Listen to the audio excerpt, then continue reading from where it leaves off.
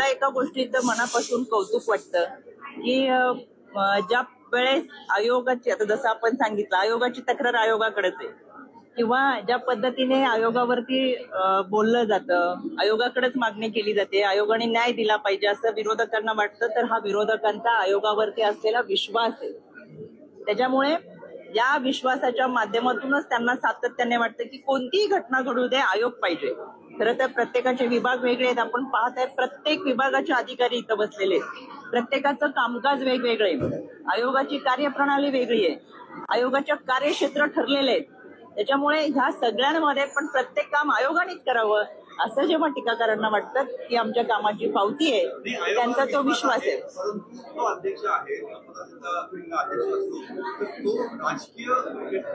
आपल्या माहितीसाठी सांगते, माझ्या अगोदरच्या जेवढ्या आयोगाच्या अध्यक्ष होत्या, आपण माहिती घ्यावी, त्या सगळ्या राजकीय पदावर असतानाच आयोगावरती होत्या।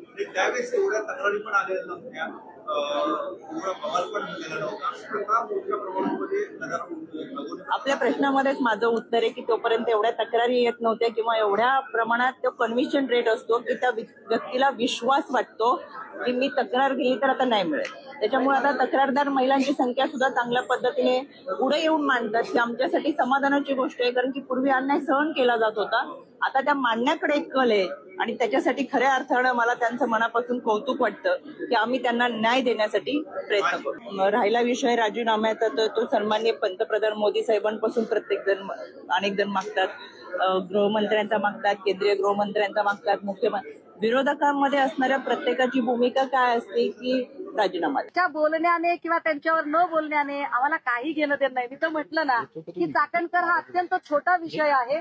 आम्ही ज्या विषयांना डिस्कस केलं, लाडकी बहीण योजना, ड्रग्सचा मुद्दा, महिला बेपत्ता झाल्यात, महिला सुरक्षा आणि सगळ्यात महत्वाचं की हगवणे केस ही सीआयडी कडे वर्ग करण्यात यावी आणि जालिंदर सुपेकर आणि खडक पोलीस स्टेशनचे त्यांचे सख्खे मेवणे शशिकांत सुपेकर यांच्या बेहिशोबी मालमत्तेची चौकशी व्हावी। काही नाराजी पाहायला प्रश्न समोर येतो आहे।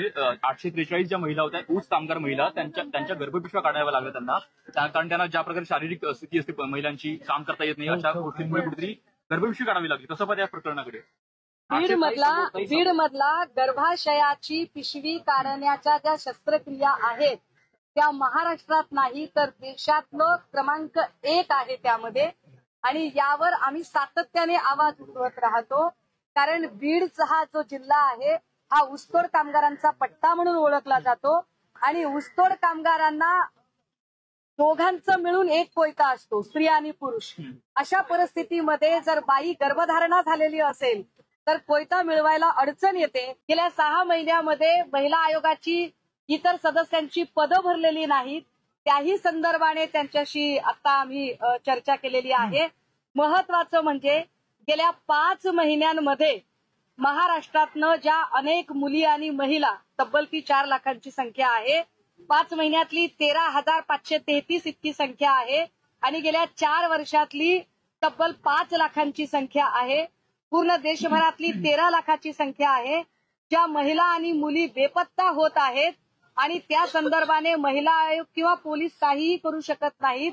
तो या ज्या मिसिंग बायका आहेत यांच्या संबंधाने राज्य शासनाने पुढाकार घेऊन काही वेगळी मोहीम काढता येईल का, या संबंधाने आता आम्ही राज्यपाल महोदयांशी चर्चा। पुण्याच्या पूर्व भागातील 1938 पासून ग्राहकांना गुणवत्ता व सेवेची हमी असलेले अग्रवाल स्वीट्स म्हणजे नुसती परंपरा नाही तर चोखंदळ खवयांसाठी मेजवानी आहे। स्वर्गीय मुन्नालाल अग्रवाल यांच्या प्रदीर्घ वारसा सांभाळत अग्रवाल कुटुंबियांनी स्वीट्समध्ये ग्राहकांची गरज ओळखून अस्सल तुपातील पदार्थ आणि तत्पर सेवेचा वारसा जपत फूड क्षेत्रात नावलौकिक मिळवला आहे। हडपसर, गाडीतळ व आकाशवाणी रविदर्शन येथील अग्रवाल स्वीट्सच्या शाखेला नक्की भेट द्या।